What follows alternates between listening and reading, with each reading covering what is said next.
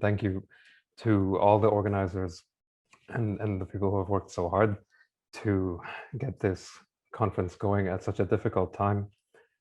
Before we begin, I just also want to say that despite the good news of a ceasefire in Gaza yesterday, the Palestinian cause still needs a lot of urgent and continued attention as the ongoing events in Sheikh Jarrah and the Masjid al-Aqsa demonstrate. So I'd recommend to anyone who hasn't seen it already to look at the recording of the teaching on Palestine yesterday for more information about ways that one might be able to offer support and continued assistance.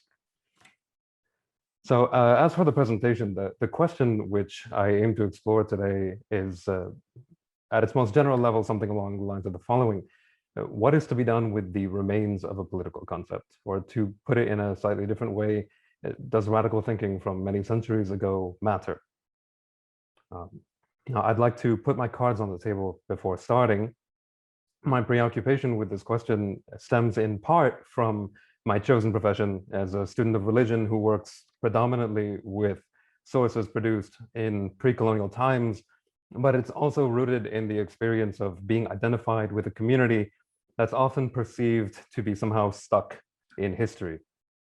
So one need only really take a look at the myriad indications of medieval behaviors amongst Muslims in newspapers such as The Atlantic or the New York Times or elsewhere in the press.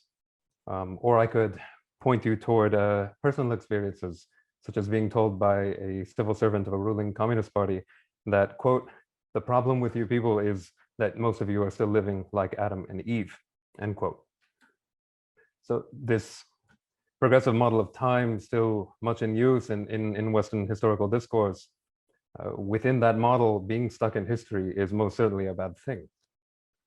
I say all this by means of introduction in order to emphasize that my first principal concern, which is the movements of a concept in historical time, is something which is hatched under the pressures of imperial historiography, and that it is to this historiography to which I am trying to respond here today.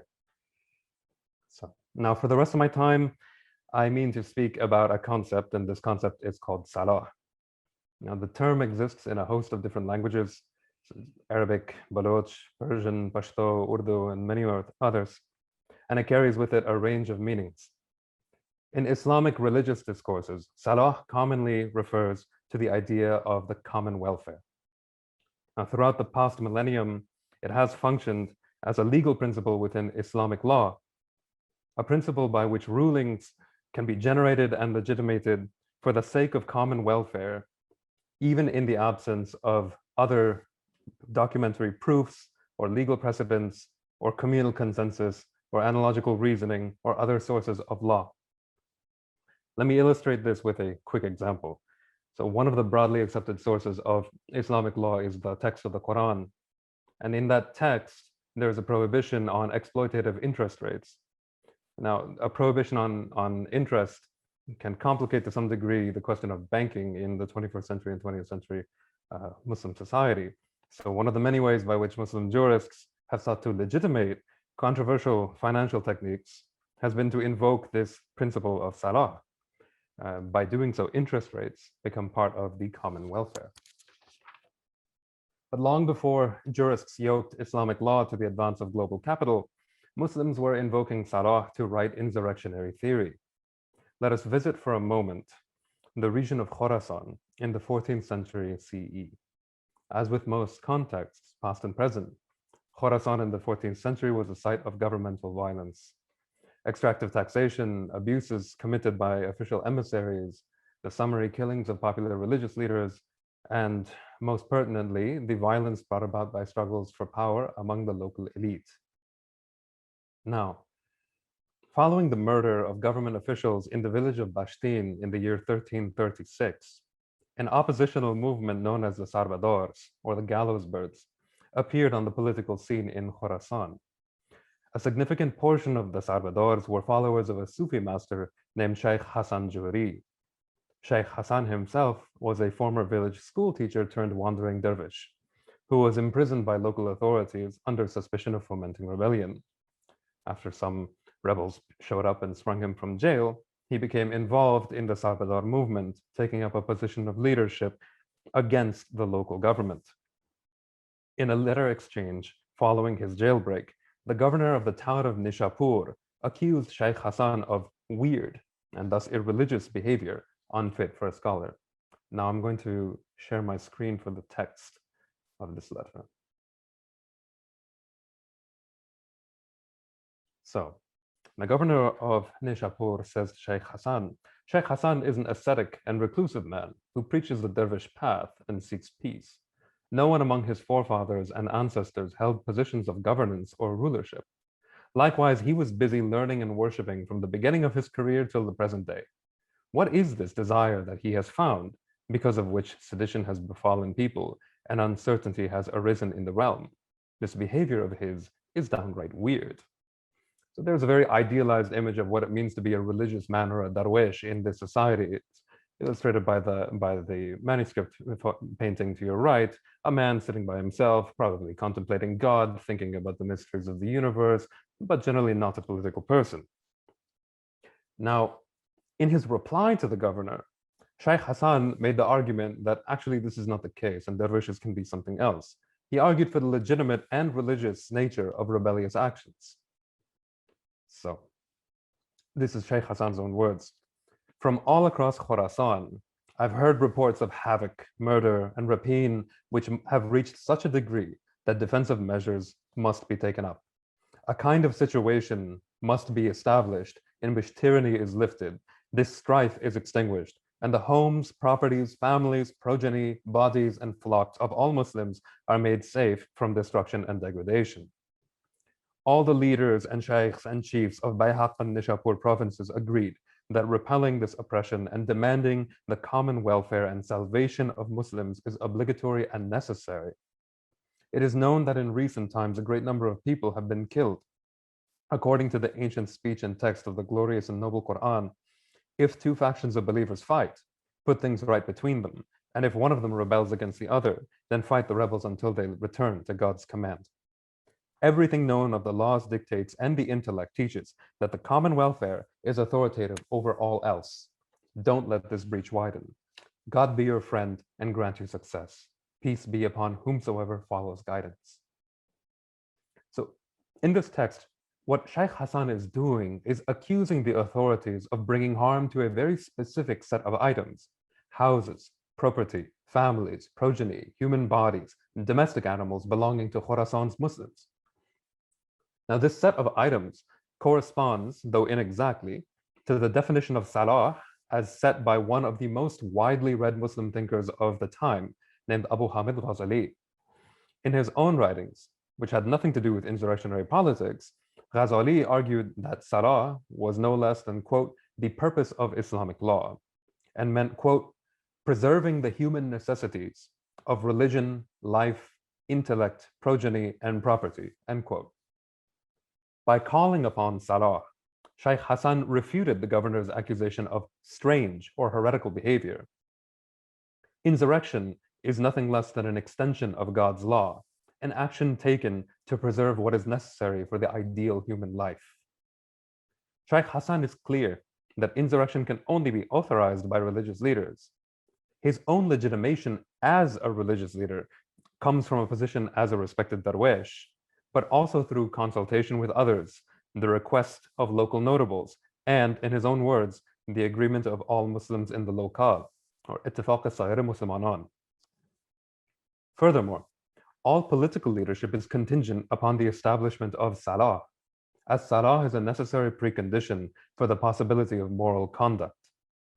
Without the preservation of one's home, family, property, body, and animals, how is one to properly devote oneself to the religious life and pursue eschatological salvation?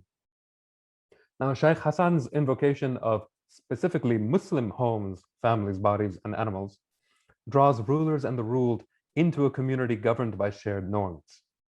Salah cannot be expected from the non-Muslim ruler, but must be demanded from religious compatriots. Tyranny is neither a mark of infidelity nor a reason to cast one's opponents out from the corporate Muslim community. However, neither is the shared commitment to Islam among both rebels and rulers a reason to stop fighting. What is at stake throughout these discourses is not Muslimness, but Islam. Islam, which here means bringing about a situation whereby salvation is possible. For Sheikh Hassan, those governmental authorities who violate Salah through unlawful entrance of homes, the appropriation of property, sexual predation, and murder are rebels, not against human authorities, but against God. And as an obedient servant of God, it is his obligation and the obligation of other obedient servants to fight these rebellious authorities until they establish proper conduct through the enforcement of Salah. Otherwise, in Shaykh Hassan's own words, between us will be the sword. Now, I want to stress that Muslim rebels were not the only ones to deploy Salah in their arguments. About 20 years after Shaykh Hassan's exchange with the governor of Nishapur in these letters, another rebellious Darwish named Mir Bozorg was preemptively arrested in the town of Amul, to the west of Khorasan. Now, at the time, Mir Bozorg had not committed any criminal actions which would legitimate his imprisonment and punishment. However, the jurists of Amul, worried about his growing popularity, as well as his disciples' notions of radical social equity, sought to uproot his movement from the region by cutting off its head. It happened that Mir Bozorg's disciples had entered a local bathhouse where they encountered the regional ruler, also a disciple of Mir Bozorg, relaxing in the water. The disciples proceeded to take the ruler's own clothing for themselves, arguing that they were poor and had no robes, and that since the ruler was rich, he could have more clothes made for himself. Furthermore, since the ruler was also technically a disciple of Mir Bozorg, there was no real hierarchical difference to be expected, which separated him from the far poorer disciples. The disciples also took some arms and armor from his family belonging to the ruler with the same set of rationales. And in another instance, they claimed measures of rice from the royal fields in order to feed themselves. Unsettled by these behaviors and linking them to Mir Bozorg's teachings, the jurists of Amul justified Mir Bozorg's arrest through nothing other than, quote unquote, the restoration of Salah. They argued that since the followers were causing social unrest, that for the sake of the common welfare, these dervishes needed to be stopped. They too were concerned with the preservation of property, houses, bodies, but in this case, those belonging not to the populace, but to the ruler specifically. Now, as with concepts generally, Salah is obviously unfixed.